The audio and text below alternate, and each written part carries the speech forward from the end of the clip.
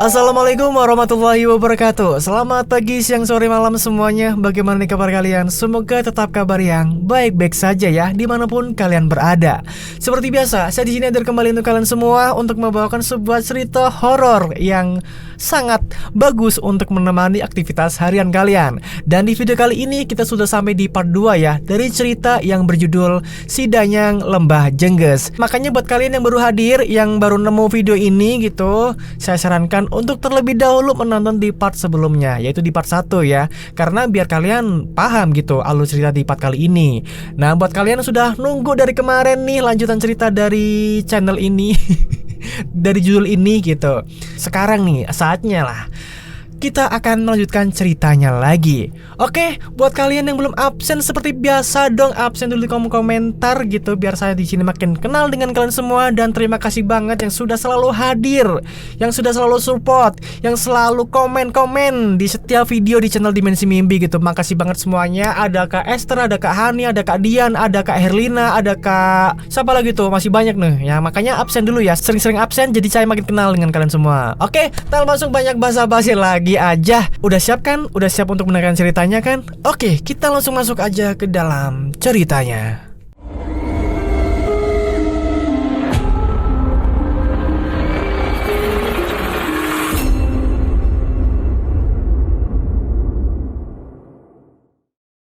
Tidak ada yang tahu mengapa mereka, sosok kiriman dari timur, mulai berdatangan dan melakukan teror kepadaku dan juga Mas Radian.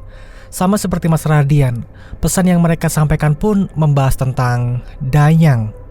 Akan tetapi, menurut Bapak, kali ini ada hal lain yang mereka incar. Mereka menuntut kepada Mas Radian untuk bergabung dengannya, yaitu Trah Timur, yang notabene melakukan gebrakan besar terhadap pembangkitan Danyang di sana. Aku hanya melihat wajah Mas Radian yang penuh ketakutan. Wajahnya sedari tadi hanya menunduk. Jari jemarinya bergetar hebat. Tampaknya yang mendatangi Mas Radian bukanlah sosok-sosok kiriman biasa. Atas kejadian ini, Bapak pun segera mempercepat untuk melakukan sebuah ritual khusus untuk memperkuat dasar dari jati diri Trah yang harus dilakukan olehku dan juga Mas Radian. Ritual ini memakan waktu kurang lebih 7 hari lamanya, di mana orang-orang yang melakukan ritual ini harus melakukan tebusan terhadap para pendampingnya masing-masing dengan cara melakukan kesepakatan di antara keduanya. Mulai besok, kalian harus melakukan ritual ini. Ritual ini hanya dilakukan tepat setelah sorop bergulir hingga tengah malam lamanya. Jelas Bapak dengan nada yang penuh ketakutan. Ibu adalah satu-satunya orang yang tidak menyukai ritual ini. Dia tidak mau anak-anaknya terikat dalam perjanjian lama yang pernah dilakukan oleh orang tuanya sendiri. Pak, apa tidak ada jalan lain untuk bisa membebaskan mereka berdua? Mereka berdua masih sangat muda, Pak. Bukankah orang-orang dulu mewariskan hal ini di saat waktu yang tepat? Tanya ibu. Tapi Bu, jika mereka tidak melakukan ini, kita tidak tahu apa yang akan terjadi ke depannya.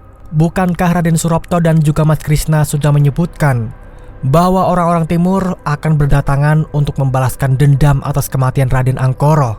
Ibu hanya terdiam sembari menatapku dan juga Mas Radian.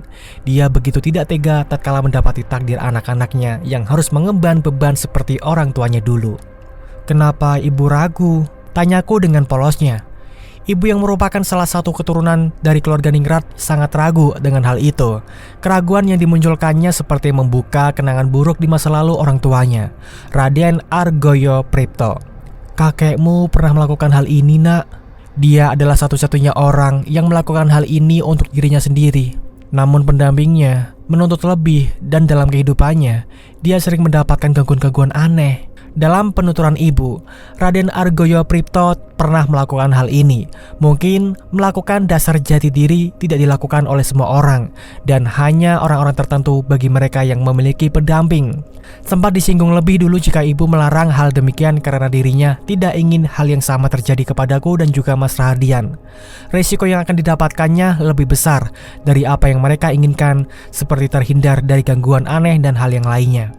Kakekmu dulu melakukan hal ini karena menolak pemberian upeti dari seseorang yang berasal dari pemerintahan. Akan tetapi, orang yang dimaksud memiliki ingon-ingon yang banyak. Alhasil, dia melakukan dasar jati diri untuk melindunginya. Namun, petaka malah menyeretnya kepada kematian. Bapak baru mengetahui cerita itu. Cerita kelam dari mertuanya ini baru saja dibuka dan diungkapkan secara lebar oleh ibu hanya untuk menekankan larangan dalam melakukan ritual dasar jati diri. Berarti kematian dari Raden Argoyo bukan karena sakit atau semacamnya? Tanya bapak kepada ibu. Itu hanya untuk menutupi aib kami sebagai keluarga Ningrat, Pak. Kami biasa memanipulasi hal-hal itu untuk menjaga marwah keluarga. Ternyata kematian dari Raden Argoyo yang dirumorkan karena sakit adalah kebohongan yang sengaja ditutupi oleh seluruh anggota keluarga Ningrat, termasuk ibu. Aku baru tahu fakta tersebut. Ibu memang tidak pernah menjelaskan secara rinci terkait keluarganya sendiri. Namun lambat laun semua akan terungkap. Dan yang akan terjadi kali ini adalah, apakah kematiannya benar-benar karena dampak ritual dasar jati diri atau karena hal lain? Sore itu aku berangkat ke tempat Kiai Sukri bersama dengan Mas Radian. Kali ini kami berdua juga memiliki pertanyaan yang sama kepada Kiai Sukri terkait dengan hal-hal yang baru saja terjadi akhir-akhir ini. Sesamanya di rumah Kiai Sukri, kami berdua pun segera masuk ke surau atau musola, tempat kami biasa mengaji di sana. Tampak dari kejauhan seorang pria dengan mengenakan pakaian putih dan sarung yang bercorak seperti guratan awan dengan warna di sekelilingnya, berwarna biru dan coklat, sedang terduduk sembari membuka kitab suci Al-Quran. "Assalamualaikum Kiai," ucapku. "Waalaikumsalam, Aisyah, Rardian." Kami berdua menyalami tangan Kiai Sukri, lalu kami membuka Al-Quran masing-masing untuk mengaji dengan langsung terhadap Kiai Sukri. Akan tetapi, Kiai Sukri meminta kepadaku dan juga Mas Radian untuk tidak membuka Al-Quran. Kiai Sukri justru meminta kepada kami berdua untuk diam dan tetap tenang. "Bapakmu memintaku untuk mengajarkan sebuah dasar penting dalam kehidupan. Dasar ini bernama pondasi hidup manusia," jelas Kiai Sukri dengan nada yang sedikit berat. Pondasi hidup manusia itu harus segera dibangun semenjak dia kecil sampai nanti dia menjalankan kehidupan yang penuh dengan macam-macam polusinya. Apalagi kalian berdua terlahir dari keturunan yang memiliki garis keturunan yang istimewa. Kiai Sukri pun meminta kepadaku dan juga Mas Radian untuk menutup mata sejenak. "Tutup kedua mata kalian." Aku dan Mas Radian menutup kedua mata seperti yang diperintahkan oleh Kiai Sukri. Aku baru tahu jika pemberitaan tentang dasar jati diri telah diberitahu dahulu oleh Kiai Sukri lewat bapak. Tidak heran jika mereka berdua memiliki kedekatan yang istimewa. Hal-hal yang menyangkut kepada kebaikanku dan juga Mas Radian benar-benar diberikan seadil-adilnya untuk bisa menjaga keakraban mereka berdua.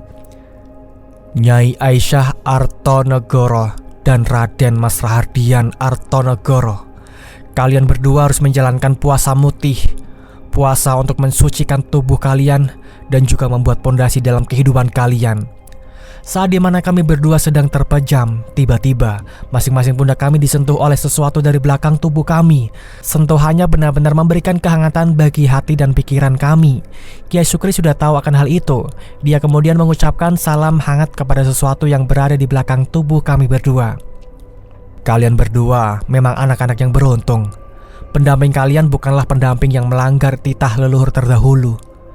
Tidak berselang lama, tangan yang memegangi pundak kami melepaskan diri bersamaan dengan suara hentakan kencang dari arah luar rumah. Kiai Sukri langsung terbangun dan menutupi mata kami dengan tangannya sendiri. "Tapi kalian juga menjadi incaran dari orang-orang jahat yang memiliki ambisi untuk menyempurnakan kejahatan dalam hatinya. Aku akan melindungi kalian dari orang-orang yang menguasai para danyang dari lembah Jengges." Aku dan Mas Radian sedikit panik. Tubuh kami seketika merasa tidak nyaman. Ada sesuatu yang seperti membakar tubuh kami. "Kiai, ada apa ini? Kenapa tubuh kami panas?" Entah apa yang saat itu dilakukan oleh Kiai Sukri kepada kami. Mas Radian merasa seperti tidak nyaman. Dia memberontak dengan cara memegangi tangan Kiai Sukri dengan kencang. "Jadi, dirimu ingin mengambil anak ganteng ini?" Tidak berselang lama, Mas Radian pun membuka matanya. Dia kemudian berteriak dengan sangat kencang seperti sedang melihat sesuatu di hadapannya. Aku yang mendengar teriakan itu langsung memegangi tangan Kiai Sukri yang masih menutupi kedua mataku. "Jangan melawan, kakakmu sedang dalam bahaya. Dia sedang dalam incaran." Aku hanya bisa mematuhi perkataan dari Kiai Sukri. Suara teriakan dari Mas Radian terhenti dengan sendirinya di saat tangan kanan Kiai Sukri memukul lantai dengan kencang. Bruk! Perlahan, Kiai Sukri melepaskan tangannya dan membiarkanku untuk melihat Mas Radian yang sudah terbujur kaku di lantai. "Mas, Kiai, Mas Radian kenapa?" Nanti saya ceritakan. Kiai Sukri merebahkan Mas Radian di tengah-tengah surau miliknya. Lalu dia menekan tenguk Mas Radian. Kenapa Kiai? Kakakmu sudah diawasi oleh sesuatu. Dia bersembunyi di bagian tengkuk leher. Jika tidak dikeluarkan, maka dia akan terus dipantau. Pantas saja Kiai Sukri berbicara dengan menggunakan bahasa Jawa. Ini menunjukkan ada sesuatu yang memang sedang bersembunyi dan bersemayam di tubuh Mas Radian. Namun yang menjadi pertanyaan, mengapa sosok itu tidak terdeteksi oleh Bapak? Setelah kejadian itu, Kiai Sukri meminta kepadaku dan juga Mas Radian untuk melakukan puasa mutih. Hal ini ditujukan untuk memperkuat dasar yang berada di dalam diriku dan juga Mas Radian. Pada malam harinya, aku menyampaikan hal ini kepada Bapak dan juga Ibu terkait kejadian yang baru saja terjadi di surau milik Pak Kiai Sukri. Bu, Pak, tadi pas kami berdua ke surau Kiai Sukri, lagi-lagi Kiai Sukri tidak menyuruhku untuk mengaji, melainkan memperkuat spiritual kalian. Hah? Maksud Bapak? Bapak sudah bicarakan hal ini kepada Kiai Sukri. Dan untuk nantinya, Kiai Sukri akan menjadi guru spiritual kalian juga. Jadi, bukan dalam syariat saja kalian bisa menerapkan ilmu yang diberikan Kiai Sukri, melainkan ada ilmu spiritual atau kebatinan untuk bisa mengetahui tentang kehidupan seutuhnya. Aku mengangguk paham. Mungkin ilmu spiritual yang dimaksudkan oleh Bapak adalah dengan mempelajari hal-hal lain di luar ilmu syariat. Bapak memang sudah mengetahui itu semenjak adanya pendamping dalam diri anak-anak mereka. Yang uniknya, pendamping itu memiliki garis terah yang berbeda, di mana pendampingku berasal dari terah utara dan barat, sedangkan pendamping dari Mas Radian berasal dari timur dan selatan. Pantas saja, Mas Krishna dan Raden Surapto sangat menjaga kami berdua melihat dua pendamping ini sangat berbeda dari yang lain. Obrolan malam itu cukup ringan. Lagi-lagi Bapak masih membahas soal anak kecil yang berada di desa ini yang mendapatkan serangan gaib aneh. Sudah beberapa hari semenjak serangan itu berlangsung, keberadaan serangan yang mengarah kepada warga masih saja menjadi momok menakutkan bagi Bapak dan juga Kiai Sukri. Pasalnya, mereka berdua belum mengetahui siapa pelaku dari hal ini. Jika memang demikian, berarti serangan demi serangan gaib akan selalu menyerang warga sebelum pusat dari serangan itu dihentikan.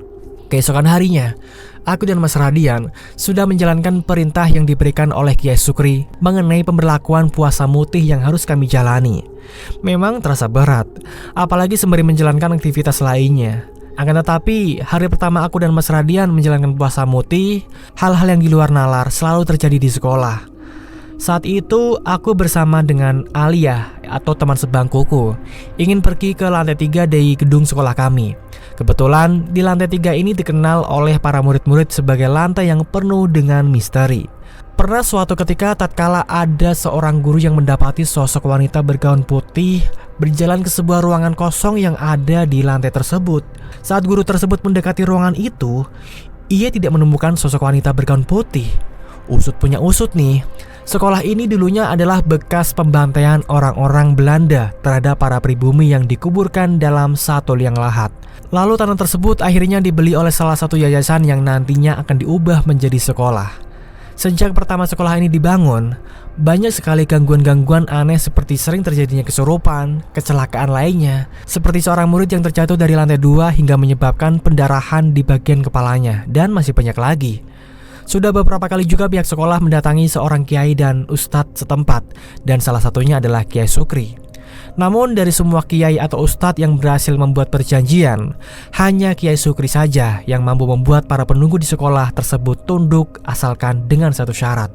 Pihak sekolah harus memberikan satu tempat khusus yang berada di lantai 3. Selain itu juga, di tempat tersebut harus disediakan setidaknya makanan pasar dan nasi putih dengan lauk tusuk bambu seperti cabai, bawang putih, dan dilapisi dengan menggunakan daun pisang.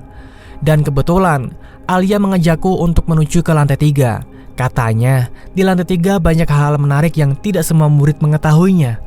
Untuk bisa mencapai lantai 3, kami harus melewati banyak hal seperti pertanyaan para murid yang berada di dekat perbatasan lantai 2 dan 3.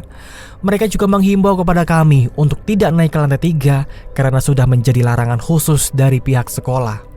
Akan tetapi Alia tidak memperdulikan hal itu. Dia menarik tanganku dan menerobos masuk hingga menuju ke lantai 3. Syah, kamu tahu kan, lantai ini kan dikenal angker. Katanya selain ada sosok wanita, ada juga satu sosok yang dikenal karena keinginannya yang banyak. Maksudnya? Sosok itu dikenal karena sering memilih dan memilah sesajen atau makanan yang diberikan pihak sekolah. Pernah ada satu murid yang melihat sosok tersebut melemparkan buah apel karena dia tidak menyukainya. Dia cuma suka makanan pasar. Kok ada ya setan yang milih-milih makanan? Kan manusia sama setan sama aja. Sama-sama makan, sama-sama punya ego, dan sama-sama punya pilihan. Bedanya kalau mereka udah suka sama manusia, dia bakal ngikutin terus. Kami terhenti di sebuah ruangan yang dimaksud oleh Alia sebagai keberadaan dari sosok tersebut. Ruangan itu sangat tertutup gelap dan memiliki bebauan yang aneh seperti dupa dan semacamnya. Pantas saja pihak sekolah melarang para muridnya untuk menaiki lantai ini. Ternyata di ruangan ini juga tersebar macam-macam sesajen aneh di dalamnya. Aku meminta kepada Alia untuk segera turun karena waktu istirahat akan segera habis. Akan tetapi, Alia malah memintaku untuk melihat-lihat bagian dalam ruangan tersebut. Coba kamu lihat dulu, siapa tahu mataku dan matamu berbeda, jelas Alia. Aku pun mengikuti apa yang dilakukan oleh Alia. Dia menempelkan wajahnya tepat di kaca jendela sembari memperhatikan sesuatu yang ada di dalam ruangan tersebut. Saat dimana aku melihat sekeliling ruangan tersebut, mataku mengarah kepada satu sosok hitam dengan tubuh yang kurus kering sedang memakan sesuatu di pojokan ruangan. Ya, kamu lihat nggak di pojokan itu? Hah? Apaan? Itu ada orang kurus banget. Dia lagi makanin sesuatu. Itu apa ya? Alia berusaha untuk mencari sosok yang aku maksud, tetapi dia tidak bisa mendapatkan apa yang aku lihat. Tidak berselang lama, sosok tersebut membalikkan badannya dan melihat ke arahku sembari tersenyum. Dia kemudian merangkak dengan menggunakan kedua tangannya yang sangat kurus seperti ranting pohon kering yang siap patah. Aku panik karenanya. Tubuhku tidak bisa bergerak.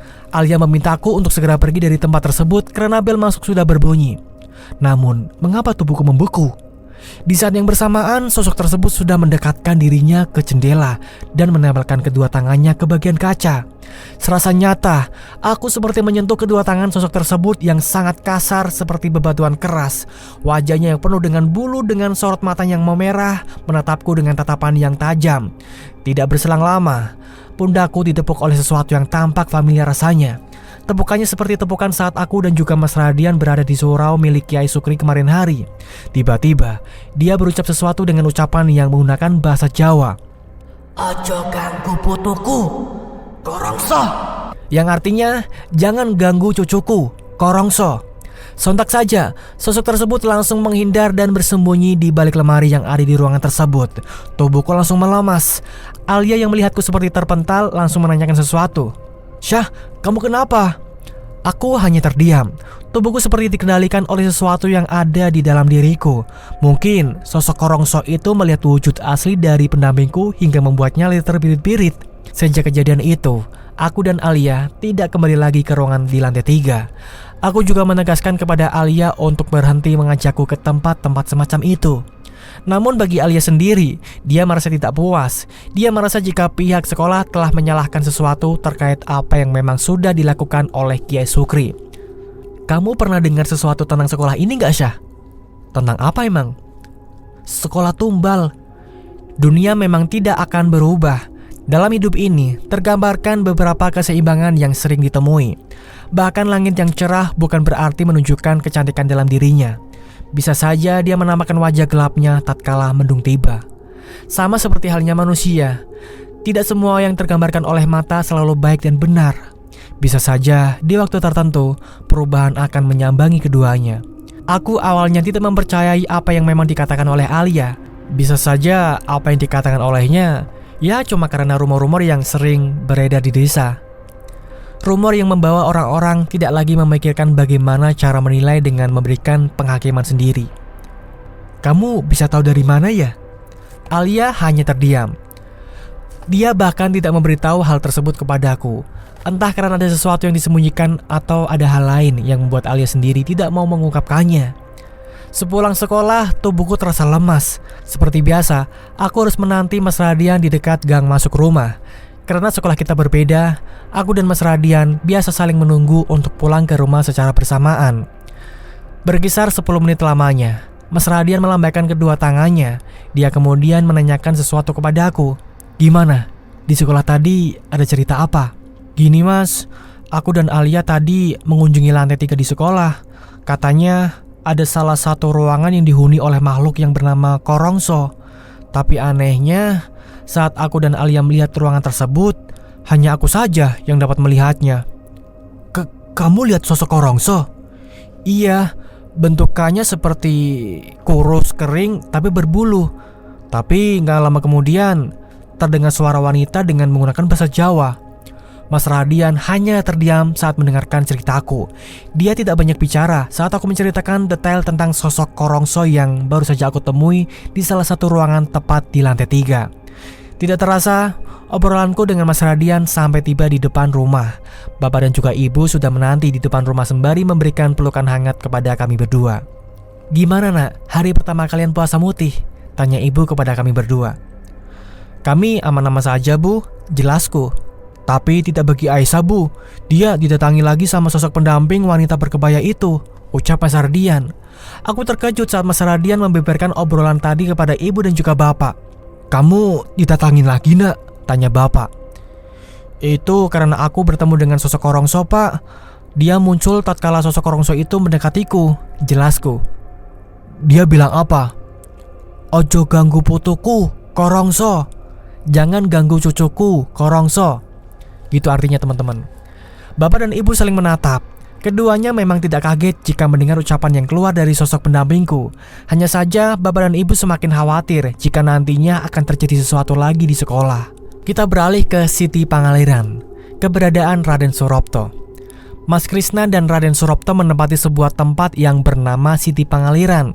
Mereka berdua tampak gelisah mengetahui pergerakan dari Terah Timur yang sedang mengincar keluarga Artonegoro.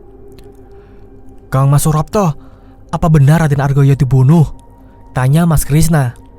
Raden Suropto menghela nafas panjangnya. Dia kemudian menunjukkan sebuah foto yang dia simpan bersamaan dengan keluarga Brotoseno yang lain. Ini adalah salah satu foto keluarga dari keluarga Brotoseno tatkala dirinya menemui orang-orang pemerintahan dari Terah Timur. Mas Krishna mengamati satu persatu wajah dari banyaknya foto tersebut. Dia tidak banyak mengenal wajah-wajah tersebut. Yang dia kenal hanyalah cuma Raden Angkoro saja. Raden Angkoro memperluas relasinya hingga ke timur dan bekerja sama dengan pemerintahan di sana, tanya Mas Krishna. Lebih tepatnya keluarga Brotoseno yang bekerja sama dengan orang-orang dari timur. Mas Krishna tampak curiga dengan orang-orang yang berada di foto tersebut. Dia juga seperti mengenal salah seorang yang terkenal di foto tersebut karena pernah menjabat di kursi terpenting di negeri ini. Bukankah dia yang menyebabkan tragedi di sebuah kampung di wilayah timur? Benar, orang ini adalah pelaku dari pembunuhan Raden Argoyo. Dia yang telah membuat tragedi besar hingga menutupi beberapa perkampungan dengan tanah. Ternyata orang yang dimaksud oleh Raden Suropto adalah orang besar yang pernah menjabat di bangku pemerintahan terpenting di negeri ini dan membuat tragedi besar karena kegagalan saat melakukan penambangan di sebuah perkampungan terkenal yang ada di daerah timur. Akan tetapi, mengapa orang tersebut bisa terlibat? Apakah itu artinya orang-orang dari Terah Timur ikut serta membantu dalam memperlancar maksud dan tujuannya untuk bisa menjadikannya sebagai orang terkemuka? Lalu, apa motif yang dilakukan orang besar dari salah satu anggota partit sensor ya teman-teman tersebut hingga membunuh Raden Argoyo? Kau tahu, orang ini adalah ancaman besar bagi keluargamu. Namun ada satu fakta menarik lainnya. Apa itu? Pak Lingga memiliki seorang wakil. Setelah kematiannya, wakil tersebut naik jabatan. Dan sekarang dia sedang mencari orang yang membunuh Raden Angkoro dan juga Pak Lingga dalam tragedi 15 tahun yang lalu. Jelas Raden Suropto. Dan itulah teman-teman ceritanya. Mohon maaf banget karena harus saya akhiri dulu sampai di menit sekarang. Dan akan saya lanjutkan lagi di video setelahnya. Buat kalian yang penasaran akan kelanjutan ceritanya, stay terus di channel Dimensi Mimpi ya. Karena masih banyak banget nih keseruan-keseruan cerita dari keluarga Raden Artonegoro. Makanya pantengin terus. Terima kasih buat kalian yang sudah hadir di sini, yang sudah mendengarkan dari menit awal sampai akhir. Makasih banget. Dan yang belum absen dulu dong di kolom komentar ya, biar saya makin kenal dengan kalian semua. Sekali lagi saya ucapkan terima kasih. Sampai jumpa di video berikutnya. Wassalamualaikum warahmatullahi wabarakatuh. Selamat bermimpi.